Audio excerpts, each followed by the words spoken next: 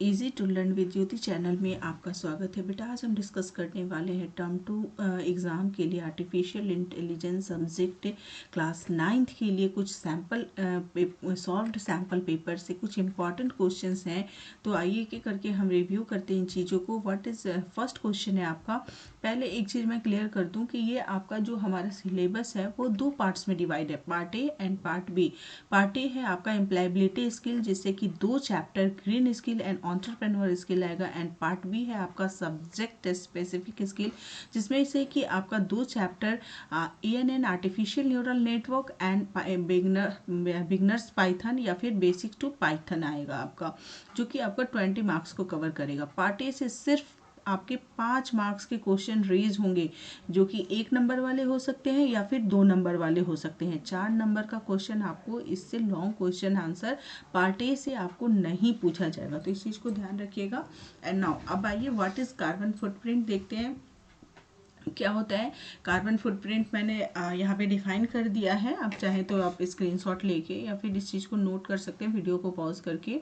Carbon footprint क्या होता है कि हम अपने डे टू डे लाइफ में एक्टिविटीज़ में कुछ ऐसी एक्टिविटीज जिसकी वजह से कार्बन को इमीट करते हैं इन्वायरमेंट में, जिसकी वजह से कार्बन इमीट हो रहा है, वो है हमारा, वो क्या कहलाता है, कार्बन फुटप्रिंट कहलाता है। तो डे टू डे लाइफ में क्या हो सकता है, हम कि कार यूज़ करते हैं, इसमें एयर पॉल्यूशंस होते हैं, या फिर कंडीशनर्स यूज़ करते हैं, या फिर हम अपने इवन डाइट प्लान में भी नॉन वेजिटेरियंस में आपका देखेंगे ज़्यादातर वर्ल्ड का पॉपुलेशन नॉन वेजिटेरियन डाइट को फॉलो करता है।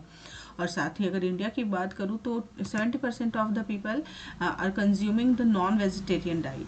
तो हम क्या कर सकते हैं, अपनी डाइट को चेंज करके, ये नहीं कहती कि बिल्कुल से आपको वेजिटेरियन बन जाना है, हम लेस फ्रिक्वेंटली इन चीज़ों को यूज़ करके हम क्या कर सकते हैं, कार्बन फुटप्रिंट को कम कर सकते हैं। हमारा जो भी इमिशन है कार्बन का इन्वायरमेंट में, उससे हम कम कर सकते हैं। इसके बाद देखिए what is sustainable development. Sustainable development का मतलब है कि इकोलॉजिकल डेवलपमेंट करना। इट मीन्स कि हमें सराउंडिंग्स को प्रिजर्व करते हुए डेवलपमेंट करना है। तो इसका डेफिनेशन मैंने लिख दिया, आप देख लीजिएगा। इसके बाद आपको जो ध्यान रखने वाली बात है कि पहला जो हमारा SDG का पहला गोल है वो है नो पॉवर्टी, सेकंड गोल है जीरो हंगर, थर्ड गोल है good health and well being, and चौथा गोल है आपका क्वालिटी एजुकेशन। तो इस 4 गोल को आप सीक्वेंस वाइज याद करके रखिएगा कि फर्स्ट गोल हमारा ये, सेकंड ये, थर्ड ये एंड फोर्थ ये काफ़ी इंपॉर्टेंट है। इसके बाद आपके टोटल 17 सस्टेनेबल डेवलपमेंट गोल है, और जिसमें कि 169 टारगेट्स UN ने डिफाइन किया था। अब यहाँ पे है कि entrepreneur has a positive impact on society. Very good, yes correct है। What are the qualities for being a good entrepreneur. यहाँ पे अगर इस टाइप का क्वेश्चन आता है कि entrepreneur has have a positive impact on society, तो डिस्क्राइब योर ओपिनियन या फिर अपने पॉइंट्स रखिए। तो आप कैसे इस चीज़ को एक्सप्लेन करें, इस यहाँ पे इस चीज़ को एक्सप्लेन करना है, ठीक है। एक सेकेंड वेट, कंट्रोल Z कर देती हूँ।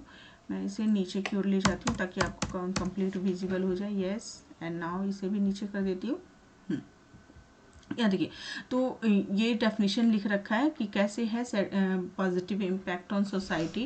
Entrepreneur create new businesses create करता है। Entrepreneurs add to national income में इसका योगदान होता है। Create social changes, community development. तो ये सारे पॉइंट्स हैं जो कि मैंने लिख दिया यहाँ पे। Some of them work towards saving the environment के लिए भी काम करते हैं। They give money to build school and hospitals. तो ये सारे इस तरीके से पॉजिटिव इम्पैक्ट है इनका एंटरप्रेन्योर्स का सोसाइटी में, ठीक है ना। ये पॉइंट्स को आप देख लीजिए, ये पॉइंट्स को मैंने क्लियरली लिख दिया यहाँ पे। अब what are the qualities for being a good setting up a business based upon some idea to cater to the society while taking some risk and working towards its growth to create profits is called entrepreneur, and a person who set up a business this way is called a entrepreneur। ठीक है, तो यहाँ पे इसका simple सा एक definition है, what are the qualities for. तो क्वालिटीज भी आप ये लिख सकते हैं, और यहाँ पे देखिए, यहाँ पे क्वालिटीज में अलग से डिफाइन कर रखा है। एक मिनट ये बेटा थोड़ा सा, यस।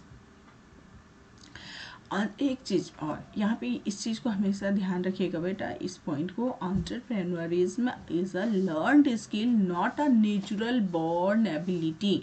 ये क्या होता है, नेचुरल बॉर्न एबिलिटी, ये ब्लड रिलेशंस नहीं होता है, कि ऐसा नहीं है कि हमारे पूर्वज बिजनेसमैन है तभी हम एक अच्छे एंटरप्रेन्योर बन सकते हैं, ऐसा कुछ भी नहीं है, ऐसा कोई कॉन्सेप्ट नहीं है। इज़ ए लर्नड स्किल, ये अपनी कुशलता है, अपनी क्षमता है, किसी भी पर्सन में, इंसान में वो एंटरप्रेन्योर एक अच्छा एंटरप्रेन्योर हो सकता है विदाउट नेचुरल बॉर्न एबिलिटी के। तो इस चीज़ को हमेशा ध्यान रखिएगा, entrepreneurism is a learned skill not a natural born ability.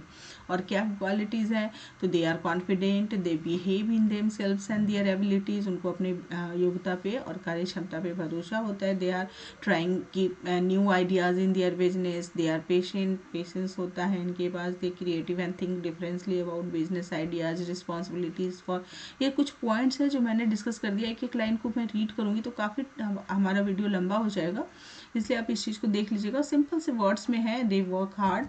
इसमें से ज़रूरी नहीं है कि आपको इतने सारे पॉइंट्स, 1 नंबर का क्वेश्चन है, 1 नंबर के क्वेश्चन में अगर इस टाइप का आता है तो इतने सारे पॉइंट्स लिखने की ज़रूरत नहीं है। इसमें से एनी 4 भी अगर आप लिख देते हो तो this is too much, this is sufficient, it would be sufficient. And now risk involved with the entrepreneurship, क्या हो सकता है भाई, तो नो गारंटी ऑफ पे चेक्स है, उसे कोई फिक्स्ड सैलरी नहीं होती है कि भाई 30 तारीख या 31 तारीख महीने का हो गया तो उसको एक फिक्स्ड सैलरी उसके बैंक अकाउंट में आ जाएगी, तो ऐसी कोई भी गारंटी नहीं होती। उसका अपना कोई टाइम नहीं होता, जब अकॉर्डिंग टू वर्क के डिमांड से और वर्कलोड के हिसाब से वो अपनी टाइमिंग को सेट करता है। ऑफिशियल आवर नहीं होता है कि 9 to 6 उसको फिक्स्ड है कि 9 to 6 ही वर्क करना है। इमोशनली टैक्सिंग इनिशियली, और शुरुआत में उसे अपनी जो भी सेटअप करना होता है बिजनेस, तो अपने लागत से, अपने मनी से उस चीज़ में इन्वेस्ट करना होता है। तो ये सारा क्या है कि ये रिस्क है। What are the different types of field in which business enterprise can be created? तो product based, service based and technology based, ये हमने डिस्कस किया है क्लास में भी। प्रोडक्ट बेस्ड टाइप का हो सकता है, सर्विस बेस्ड जो कि डॉक्टर्स हो सकते हैं, प्लम्बर हो सकता है, इलेक्ट्रीशियन हो सकता है, एंड टेक्नोलॉजी बेस्ड में क्या हो सकता है, the enterprise both product based और service based that are based on ICT और टेक्नोलॉजी बेस्ड इंटरप्राइजेस। ठीक है, तो ये तीन आपके बिजनेस इंटरप्राइज है जिसके आधार पे किया जा सकता है। इसके बाद ग्रीन इकोनॉमी क्या है, ग्रीन इकोनॉमी का सिंपल सा एग्जांपल है, सिंपल सा, ये भी आपका 1 या 2 नंबर के क्वेश्चन में आ सकता है। A green economy is an economic system that is compatible with the natural environment while considering social issues, मतलब हम अपने सोशल सामाजिक जरूरतों को पूरा करने के साथ ही हम क्या कर सकते हैं, वैसे डेवलपमेंट करते, ऐसी इकोनॉमी को डेवलप करते हैं जो कि नेचुरल एनवायरनमेंट को क्या करती हो, ध्यान में रख के डेवलप की गई हुई हो। ठीक है, इसके साथ ग्रीन जॉब क्या है, a green job refers to a job that is environment friendly, काफ़ी क्लियर है यहाँ से, जो भी एनवायरनमेंट को ध्यान में रख के किया जाता है वो सारी चीज़ें हमारा यहाँ पे ग्रीन वर्ड से ही क्या है, एनवायरनमेंट से रिलेटेड है ये चीज़, तो इस चीज़ को ध्यान रखिएगा। यहाँ पे डेफिनेशन लिखा हुआ है, मैंने आपको गूगल क्लासरूम में भी इसके आंसर्स भेजे हैं, अगर आपको फिर भी नोट करना है तो आप यहाँ से वीडियो को पॉज करके नोट कर लीजिए। Global warming refers to the increase of earth's average temperature all across the globe because of our life style. ठीक है, क्लियर है, ये एक लाइन कॉन्सेप्ट है, हमने SST में भी पढ़ा है इस चीज़ को, साइंस में भी पढ़ा है, तो आई थिंक आपको ज़्यादा एलोबरेट फॉर्म में डिफाइन करने का कोई फ़ायदा है नहीं, आपको ऑलरेडी आता है ये चीज़ें। नाउ पार्ट बी की बात करते हैं, सब्जेक्ट स्पेसिफिक स्केल पे आते हैं, तो ये चीज़ें आपको आर्टिफिशियल न्यूरल नेटवर्क, ये ANN का क्या फुल फॉर्म होता है, आर्टिफिशियल न्यूरल नेटवर्क, और ये चीज़ें हमने बहुत डिटेल में पढ़ी है, बस एक बार कॉन्सेप्ट ओवरव्यू दे देती हूँ कि आप इसका इक्विवेलेंट जो है हमारा ह्यूमन, ये नेचुरल नेटवर्क है और ये आपका आर्टिफिशियल नेटवर्क है। तो नेचुरल ह्यूमन बॉडी में जो ये चीज़ें हैं इसके सिंक्रोनाइज्ड क्या कौन सा टर्म यूज़ किया जाता है ये आपको हमेशा याद रखना चाहिए। डेंड्राइट्स के इक्विवेलेंट वेटेड इनपुट है, एक्सॉन का आउटपुट है, सोमा एक्टिवेशन फंक्शन है, न्यूरॉन नोड है, synapse connections from A neuron या नोड भी कह सकते हैं, न्यूरोड भी कहते हैं हम इसे, back propagation, providing feedback, deep learning, advance form of artificial intelligence. तो ये सारे टर्म्स आप याद रखिए। इसके बाद पाइथन प्रोग्रामिंग लैंग्वेज किसने किया था? गियाडो वैन रोसम ने किया था। और कैसे किया था भाई? एक तो ये इनका एक कॉमेडी बीबीसी का एक टीवी सीरियल, कॉमेडी सीरियल था, मॉन्टीज पाइथन्स फ्लाइंग सर्कस, उसके नाम पे उन्होंने यहाँ से ये पाइथन वर्ड लिया था। टोकन्स क्या होता है? The smallest individual unit in a program, जैसे Hari he exclaimed we are the world champions. तो यहाँ पे अगर आप टोटल टोकन्स काउंट करेंगे तो यहाँ पे देखिए ये एक है, ये कोट्स 1 2 एक्सक्लामेशन 3, फिर ये 4 कॉमा 5 6 7 कॉमा 8, एक ये डबल कोट 9 10 11 12 13 14 फुल स्टॉप 15 और ये डबल कोट 16। इस तरीके से टोटल टोकन आपका कितना हो गया? 16। तो आपको ऑल वर्ड्स को काउंट करना होता है, साथ में पंक्चुएशन मार्क्स। तो यहाँ पे आपका डबल कोट भी काउंट होगा, इस चीज़ को ध्यान रखिए। डबल कोट है तो ये भी एक क्या है? टोकन है।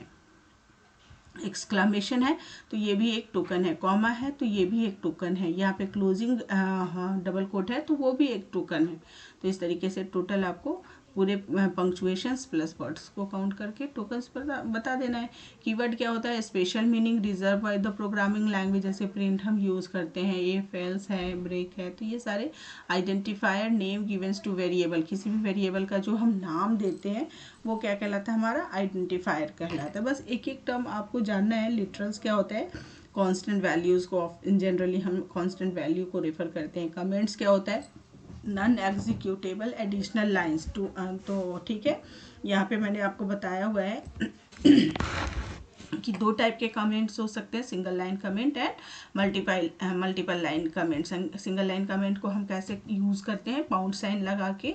और मल्टीपल लाइन को हम क्या कर सकते हैं? 3 टाइम सिंगल कोट या 3 टाइम आपको डबल कोट देके आप मल्टीपल लाइन कमेंट भी बना सकते हो। डेटा टाइप क्या होता है आपका?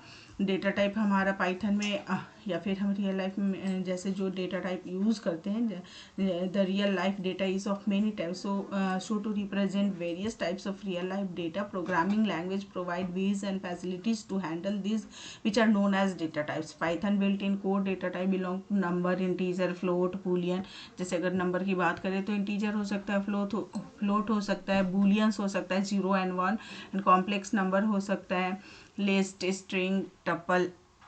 ये सारे ये क्या है आपका? स्ट्रिंग डेटा टाइप हो सकता है, लिस्ट डेटा टाइप हो सकता है, टुपल्स भी बोलते हैं इसे, टुपल्स डेटा टाइप हो सकता है।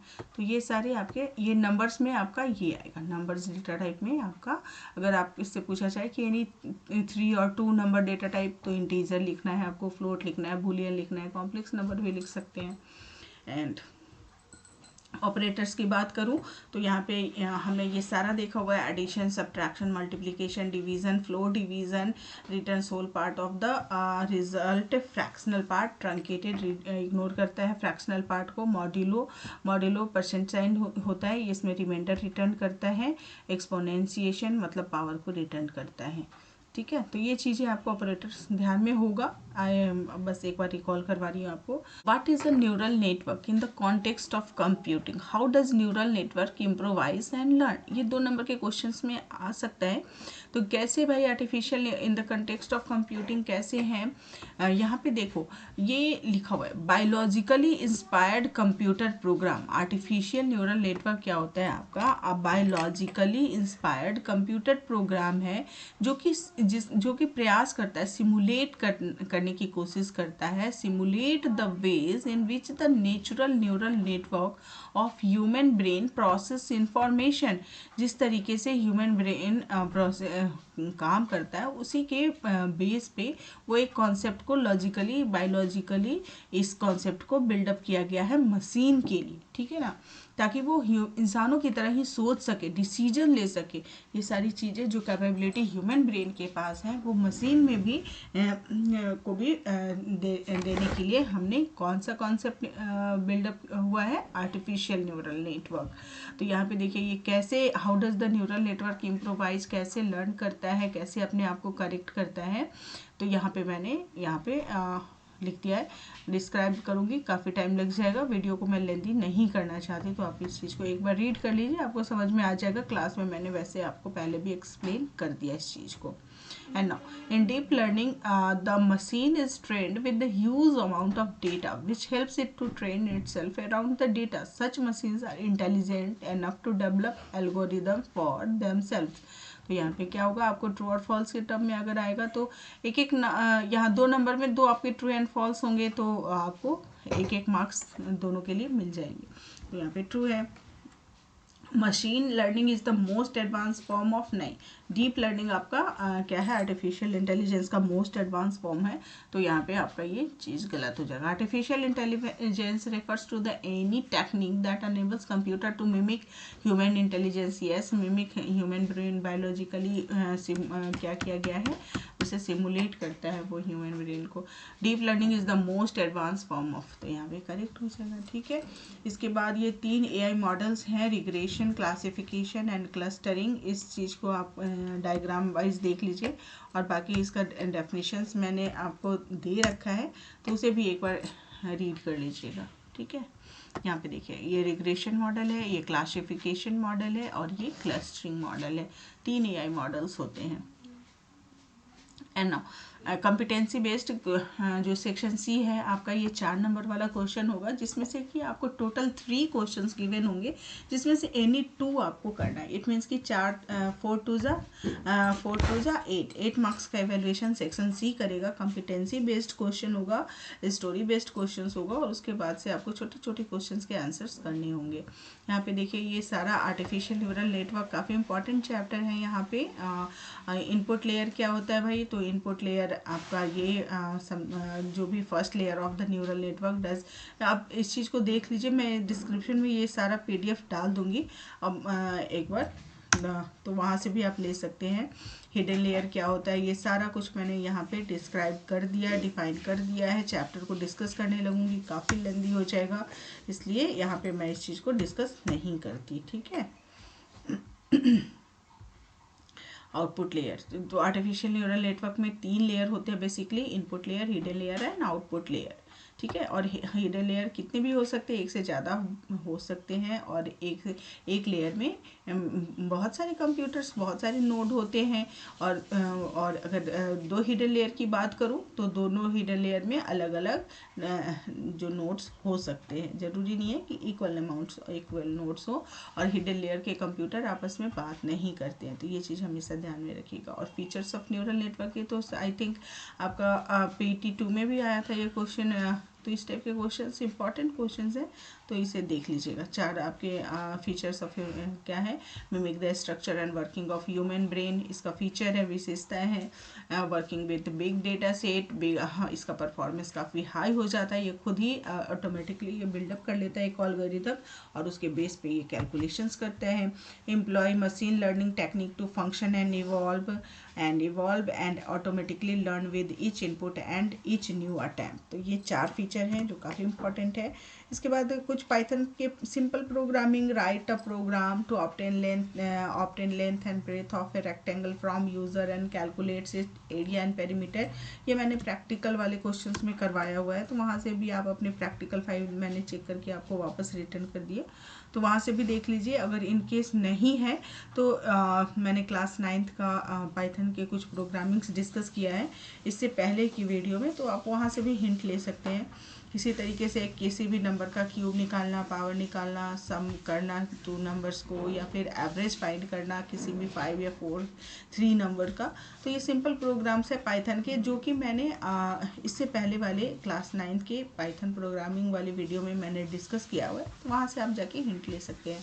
तो ये छोटे से कुछ इम्पॉर्टेंट क्वेश्चंस थे हमारे एग्ज़ाम पॉइंट ऑफ व्यू से, तो आप इसको सीरियसली एक बार रिवाइज़ कीजिए. काफ़ी इम्पॉर्टेंट है, चैप्टर बेस्ड है, और हमारा टर्म 2 का एग्ज़ाम काफ़ी अच्छा चला जाएगा अगर हम इतना पढ़ लेते हैं तो ठीक है बेटा. All the best for your exam. अब मन से तैयारी कीजिए और आपका एग्ज़ाम बहुत ही अच्छा जाएगा.